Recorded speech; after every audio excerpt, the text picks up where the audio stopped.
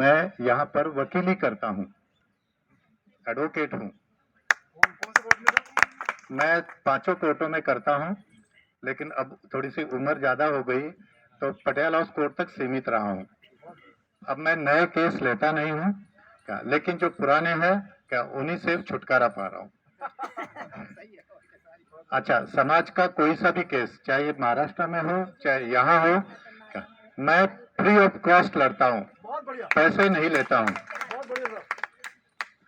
किसी पुलिस वाले का कोई केस हो, चाहे वो दिल्ली पुलिस का हो चाहे और किसी पुलिस का हो, दिल्ली में मैं फ्री ऑफ कॉस्ट लड़ता हूँ, उनसे कोई चार्ज नहीं लेता हूँ। मेरी क्वालिफिकेशन है, मैं MA LLB पास हूँ। और आप जानते ही है कि गजिस्ट्रेट रैंक से यहाँ रिटायर होने के बाद ACP का पद बहुत बड़ा होता है। मैं किसी जमाने में इसी पार्लियामेंट पुलिस स्टेशन का SHO रहा हूँ। ये अपने आप को गर्व मानता हूँ कि मैं धनगर समाज में पैदा हुआ हूँ और मैं धनगर समाज का हूँ। ठीक है, जब बंदा सर्विस में होता है तो उसके पास इतना टाइम नहीं होता कि वो हर जगह जाके क्या घूम के और किसी से मिले, किसी के घर जाए, लेकिन जो हमारे तक पहुंचता है, जो हमारे तक आया, हमारे समाज का ही नहीं और भी समाज के जो भी लोग हमारे पास आए, मैंने सबकी हेल्प ही की है। और सबसे बड़ी बात, पुलिस में रहते हुए 1 पैसे की रिश्वत नहीं ली है। पुण्य श्लोक अहिल्या देवी होलकर के कदमों में चलने वाले हम लोग हैं। ठीक है, सम्राट अशोक के वंशज है, चंद्रगुप्त के वंशज है, लेकिन हमारा आदर्श अहिल्याबाई होलकर है। आप में से कुछ लोग वाराणसी गए होंगे, हर एक के यहाँ पंडित समाज होगा, पंडित जी होंगे। आप उनको पूछो कि भाई पुण्य श्लोक क्या होता है, किसी को नहीं मालूम। ये अहिल्याबाई होलकर के नाम के आगे पुण्य श्लोक हम क्यों लगाते हैं? ये पुण्य श्लोक एक उपाधि है और ये हिंदू समाज को बचाने के लिए अहिल्या देवी होलकर को दिया हुआ सर्वोच्च सम्मान है। वाराणसी के किसी पंडित जी से जाके पूछ लीजिएगा, वो बताएंगे पुण्य श्लोक क्या पदवी होती है। आज तक हम पुण्य श्लोक अहिल्या देवी, पुण्य श्लोक अहिल्या देवी होलकर बोलते हैं, लेकिन पता किसी को कुछ नहीं है। हम क्यों यहाँ इकट्ठे हुए हैं आप सब लोगों को मालूम है। मेरा ये दुर्भाग्य है कि देखिए, मधुसूदन होलकर साहब, अजय पाल जी या रमेश जी, ये सारे लोग दिल्ली में रहते थे, लेकिन जब से मैं दिल्ली में था तब से मेरा इनसे किसी से कभी कोई परिचय ही नहीं, संपर्क ही नहीं। एक आदमी से संपर्क था, राजा सूर्यकांत राव बारगल का, इंदौर से थे, लेकिन यहाँ शकरपुर में रहते थे तो मेरा उनसे ताल्लुकात था। कभी कभी वही मेरे पास आते थे, मैं जा नहीं पाता था, समय की बात होती है। मैं 2016 में रिटायर हुआ। बीबी भी मेरी वैष्णव से रिटायर हुई है, 2 बच्चे हैं। एक लड़का है जो कि जर्मनी में, उसने जर्मनी से MBA किया और जर्मनी ही शिफ्ट हो गया, वहीं शादी करी, वहीं की नागरिकता ले ली। 2 नंबर पे एक लड़की है जिसने जापान से जापानीज भाषा में ऑनर्स किया है। उसके बाद उसने MS किया है ऑस्ट्रेलियन नेशनल यूनिवर्सिटी से। पिछले 5 साल से वो ऑस्ट्रेलिया में नौकरी करती है। बेटे की शादी हो चुकी है, बेटी की शादी नहीं हुई है। इतना किसी समाज में पढ़ा लिखा बच्चा नहीं मिलेगा जितने मेरे बच्चे पढ़े लिखे हैं, और मुझे इस चीज का गर्व है। मैं आप लोगों से एक ही रिक्वेस्ट करूंगा, हम किस चीज के लिए आए हैं हमें मालूम है। हम लोग आरक्षण से बाहर निकल चुके हैं। हम आरक्षण उस हमारे समाज के बांधों को चाहते हैं जो आज भी लंगोट बांध के, भेड़े लेके और पहाड़ों पे, डोंगर पे उनको अभी भी चराई का काम कर रहा है। स्कूल क्या है उसको मालूम नहीं, गांव कौन सा उसको उसको पता नहीं है, क्या यहाँ पाल डाल दिया, फिर महीने बाद दूसरी जगह डाल दिया, तीसरी जगह। उस आदमी को जब तक आप ऊपर नहीं निकालेंगे, आप ऊपर नहीं निकल सकते। इसलिए मेरी आपसे ये विनती रहेगी कि आप उस आदमी की मदद करो। आप जहां के भी रहने वाले हैं, आप जाइए, जो सबसे गरीब आदमी है उसको पकड़ो। आपको कम से कम स्कूल का तो पता है, उनके बच्चों को लो, जबरदस्ती ले जाके स्कूल में मास्टर जी को कहो इसका एडमिशन दे दो। वो बच्चा, मैं कहता हूं 8वीं तक भी पढ़ेगा तो देखो 8, 5, 13 साल के बाद हमारा कुछ तो कल्याण होना शुरू हो जाएगा। हर आदमी पढ़ा लिखा, उसको समाज कहां जा रहा है, दुनिया कहां जा रही है, उसका पता होना चाहिए। बहुत बढ़िया। देखो महाराष्ट्र में ही हम 50 साल पीछे है बाकी समाज से, और भारत बाकी दुनिया से 100 साल पीछे है। तो हमारा वो जो पहाड़ पे लंगोट में रहने वाला आदमी अमेरिका के लड़के की कब बराबरी करेगा? नहीं कर सकता। अभी मैं इनसे बात कर रहा था, अगर आपने अपनी 50 भेड़ें बेच दी, 20,000 की एक भेड़ बिक गई तो भी 10 लाख रुपए आ गए। एक क्रीमी लेयर एक हमारे ऊपर लगा रखा है। पहली बात तो आरक्षण मिला ही नहीं है हमें। संविधान का जो 5वां अनुच्छेद है, क्या उसके हिसाब से जो हमें मिलना चाहिए था कुछ नहीं मिला, और अभी तक मिला नहीं। उससे पहले आपने एक ऐसा डंडा हमारे ऊपर चला दिया कि 500 भेड़े आप अपनी बेच दो, 10 लाख रुपए आ गए, 8 लाख रुपए क्रिमिनल के आपने लिमिट बना दी। तो आपको आरक्षण कहां से मिलेगा? सच्चाई तो यही है। अच्छा, लोग मानने को तैयार नहीं, क्योंकि हमारा आईक्यू यहां तक अभी पहुंचा ही नहीं है। आप देखो, ये इतनी पढ़ी लिखी है कल्याणी, इसको आरक्षण की जरूरत नहीं है, मुझे नहीं है, तो हम उस चीज से बहुत आगे निकल चुके हैं। हमारे बच्चे भी उससे बहुत आगे निकल चुके हैं। जरूरत किसको है, क्या उसके लिए करना है। अभी एक सज्जन ने बोला कि जब ओबीसी का आपके यहां सर्वे होगा, देखो धनगरों में 108 क्या कुल है, जातियां अलग अलग गोत्र है। तो जब ये ओबीसी का सर्वे होगा तो आप उसमें गोत्र या अलग अलग अपना मत लिखिए। मैं भी एक ग्रुप चलाता हूं, लेकिन राजनीतिक ग्रुप नहीं है। सारे महाराष्ट्र के जितने धनगर ऑफिसर है, पत्रकार है, वकील है, जज है, डॉक्टर है, ये सारे मेरे रडार पे है।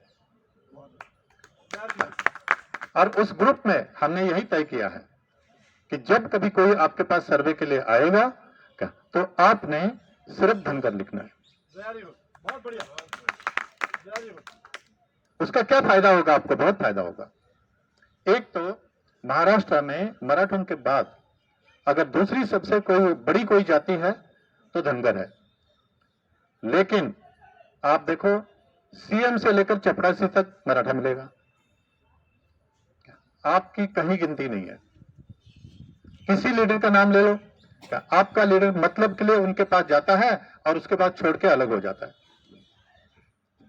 चाहे वो महादेव जानकर ले लो, गोपीचंद पडळकर ले लो, विदर्भ के कई लीडरों को मैं जानता नहीं हूं। हाँ, लेकिन आप देखिए ये सारे के सारे धनगर महाराष्ट्र से यहां आए, यूपी में आए। जब अंग्रेजों का राज था, अंग्रेजों से टक्कर लेने वाला होलकर एक ही आदमी था, यशवंतराव होलकर। और ये वही आदमी है जो एक भी लड़ाई हारा नहीं। जो कहते हैं कि मराठों का राज था, एक्चुअल में तो होलकर का राज था, लेकिन हम गद्दार नहीं थे। होलकर ने कभी पेशवा के विरुद्ध गद्दारी नहीं की, जबकि उनके सगे भाई को पूना में पेशवाओं ने मार दिया था। ये तो देखो इतिहास है। वो भी मर गए, वो भी चले गए, सब ठीक है, लेकिन हम लोगों को ये बताना चाहते हैं कि हमारा खून क्या है, पहले वो देखो। हमसे नफरत करने से पहले ये देखो तो सही हमारा खून क्या है। हमने कभी किसी के साथ गद्दारी नहीं की है। आज राष्ट्रपति भवन है, होलकर की जगह पे बना हुआ है। संसद भवन होलकर की जगह। आप तो सारे दिल्ली के रहने वाले हैं, आपको तो ये मालूम है।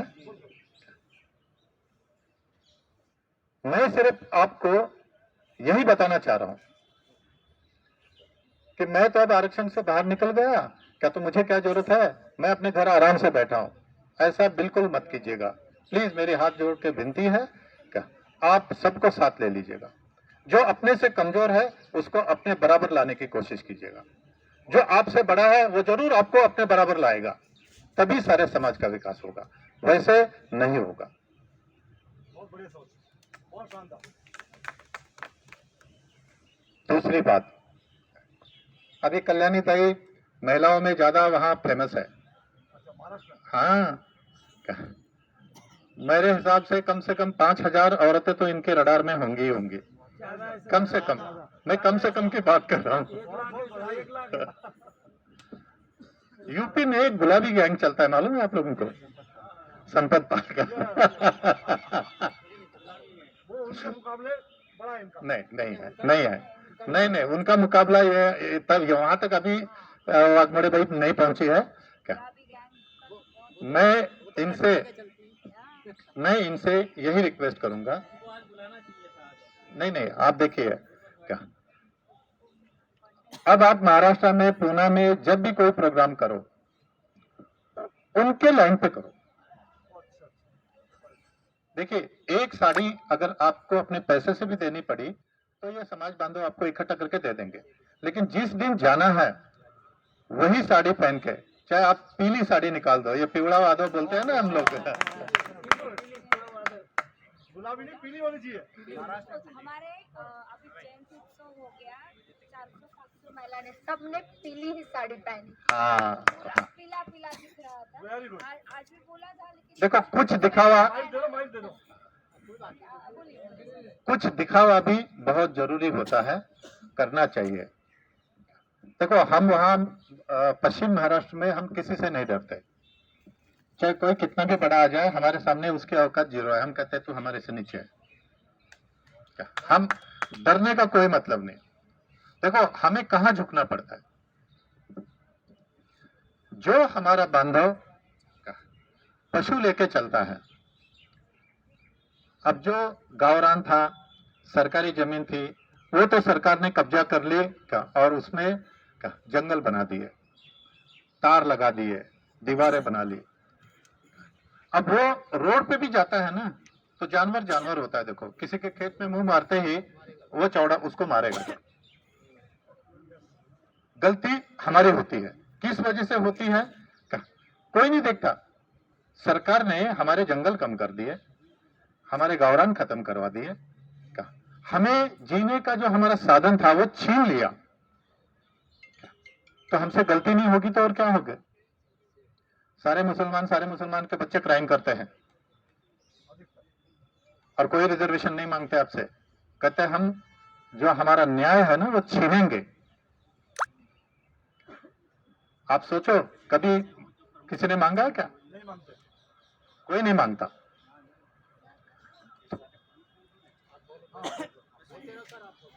हमारा कोई बांधव कमजोर है क्या, उसके साथ खड़े हो जाइए। अभी ले लेंगे, फोटो ले लेंगे, इकट्ठा ले लेंगे, रुक जाओ, इकट्ठा ले लेंगे।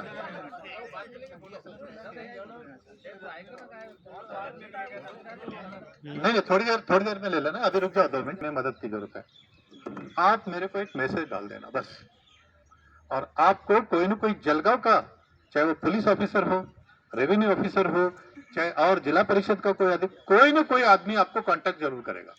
वेरी गुड, बहुत बढ़िया, ये हमने सिस्टम ऐसा बना रखा है। बहुत बढ़िया सर।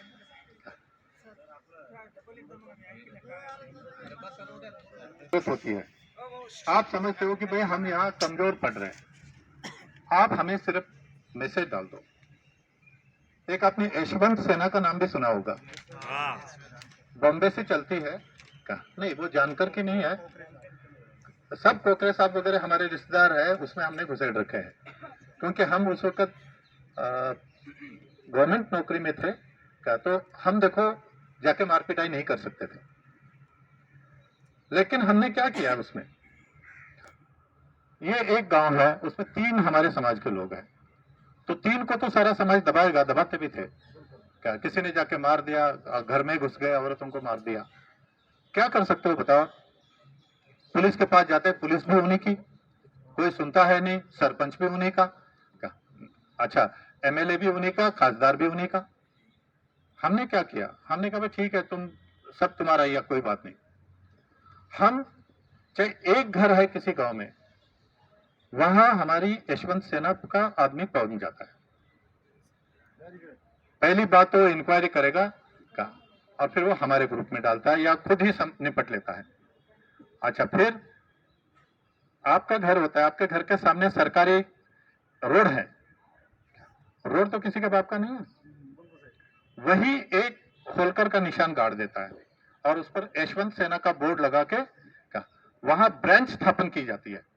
एक आदमी की ब्रांच नहीं होती, लेकिन उस आदमी को यह मालूम करने के लिए कि तू अकेला नहीं है, तेरे साथ पूरा धनगर समाज है। नहीं, सिर्फ यशवंत सेना नहीं, यशवंत सेना ने तो आके बोर्ड लगा दिया भाई तेरे लिए, पूरा धनगर समाज तेरे साथ है। बहुत बढ़िया। आप देखो, हम सिर्फ एक को प्रमोट नहीं करते।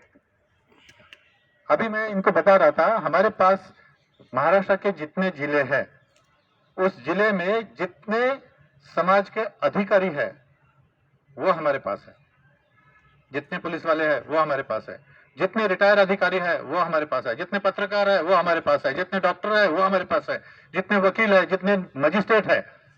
लेकिन देखो, मजिस्ट्रेट ओपनली तो आपके पक्ष में आएगा नहीं, तो उसको उसी तरीके से हम हैंडल करते हैं। मैं आप लोगों को ये बात इसलिए बता रहा हूं कि कुछ होता है, आप हमें बताओ जरूर। हो सकता है 100 में से एक आध की मदद हम नहीं कर पाएंगे, लेकिन देखो ना से तो ये 99 का तो कर रहे हैं ना, बहुत बढ़िया, बहुत बढ़िया। तो आप हमें सिर्फ बता देना। अभी कोल्हापुर में देखो, आपको मालूम है नहीं, पता नहीं, 5 किलोमीटर दूरी पे कोई सड़क नहीं, कुछ नहीं, डोंगर के ऊपर जो है गरोदर लेडी, बच्चा होने वाला था, और उन्होंने खूब हमें मैसेज किए। अब क्या कर सकते हैं, एम्बुलेंस वहां तक जा नहीं सकती, हमारे अधिकारी भी गए, 5 किलोमीटर पैदल कौन पुलिस वाला जाएगा, कैसे मदद कर सकता है बताओ? हमने उन्हीं को कहा, एक चारपाई के ऊपर उसको डाल के तुम जितना नीचे ला सकते हो लाओ। नीचे हमारी एम्बुलेंस तैयार है, रोड पर। भाई रोड तक तो आपको लाना है किसी न किसी तरीके से, नहीं लाओगे वो क्या होगा, बेचारी मर जाएगी। कॉम्प्लिकेटेड केस था, बच्चा उल्टा था। उन्होंने भी देखो हिम्मत नहीं हारी, चारपाई के ऊपर डाल के और उसको लेके नीचे आए। तब तक देखो 2 मोटरसाइकिल बांध के 2 किलोमीटर तक मोटरसाइकिल हम ले गए थे, फिर उस चारपाई को मोटरसाइकिल पर रखा, वहां से फिर 2 किलोमीटर धीरे धीरे नीचे लाए, उसके बाद एम्बुलेंस में डाला, हॉस्पिटल ले गए, बच्चा पैदा हुआ, लड़का हुआ, यशवंत सेना ने लड्डू बांटे। बहुत बढ़िया, वेरी गुड, बहुत बढ़िया। इससे ज्यादा कुछ कर सकते थे कि आप ये बताओ? आप बहुत बढ़िया, बहुत शानदार। जो पटवारी, तलाठी और जो पुलिस का सिपाही, उन्होंने हमारी मदद की, अपनी मोटरसाइकिल दे दी, हमने उसको धन्यवाद बोला, इससे ज्यादा हम कुछ कर भी नहीं सकते थे। उन्होंने कहा हम समाज के हैं, हमें धन्यवाद की जरूरत नहीं है। बहुत बढ़िया, नेक विचार, नेक विचार। तो आप लोग कोई ऐसा काम जरूर करें, हमें बताएं। एक आपके ही अहमदनगर में महेंद्र भाऊ नजर, आप उनके पास भी डाल देंगे तो वो भी हमारे ग्रुप में ही है। हम ही ने ये ग्रुप तैयार किया था, नजर ने और मैंने। अभी हमारा आगे का भी प्रोग्राम बहुत कुछ चल रहा है, मैं यहाँ बोल कर टाइम वेस्ट नहीं करना चाहता हूँ, लेकिन मैं आपको सिर्फ वही बात बताऊंगा, टाइम वेस्ट नहीं होगा, जानकारी होगी। जो आप ये करो, कुछ न कुछ फायदा होगा। क्या होगा, नहीं होगा, कितना होगा, किसको होगा, वो भूल जाओ, लेकिन आप ये करो, क्या आपको फायदा जरूर होगा। बहुत बढ़िया। मैं आप सब लोगों का धन्यवाद अदा करना चाहता हूं।